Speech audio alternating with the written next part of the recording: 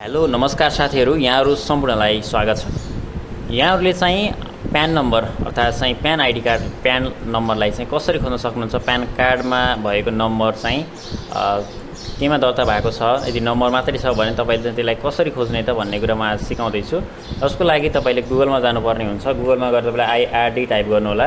आइआरडी type गर्ने भनेको हाम्रो चाहिँ आन्तरिक राजस्व विभागको साइटमा जानु होला है। यो तपाईँले मोबाइलबाट पनि गर्न सक्नुहुन्छ।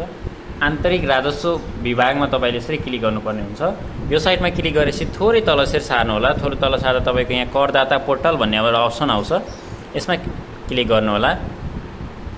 र यसमा क्लिक गरिसकेपछि तपाईँ एकचोटि ब्याक जानु होला है साथीहरू है। त हामीले खोज्नु छ, त्यही भएर चाहिँ एकचोटि ब्याक जानु होला। यहाँ चाहिँ गएर तपाईँले चाहिँ तपाईँको यदि इङ्ग्लिसमा दिएको छैन भने, नेपालीमा छ भने यहाँबाट यहाँ तपाईँले साइटबाट यसको चाहिँ पहिला चेन्ज गर्नु होला। नेपालीलाई तपाईँले इङ्ग्लिस गर्नु होला, तपाईँलाई अलिक सजिलो हुन्छ। अनि यहाँ प्यान सर्च भनेर लेखेको छ, यो प्यान सर्चमा तपाईँले यसरी क्लिक गर्नु होला। र प्यान नम्बर तपाईँले यहाँ चाहिँ दिनुपर्ने हुन्छ। आफ्नो प्यान नम्बर चाहिँ यहाँ टाइप गर्नु होला।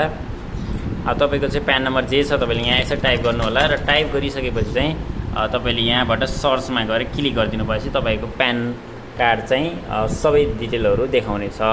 अब मैले यहाँ चाहिँ मेरो डिटेल देखाउँथेँ, फेरि समस्या नै भएको भएर देखाउन मिलेन। तपाईँले चाहिँ यहाँ गरेर के गर्नु होला त भने सर्चमा क्लिक गरिदिनु होला। हस् त, नमस्ते।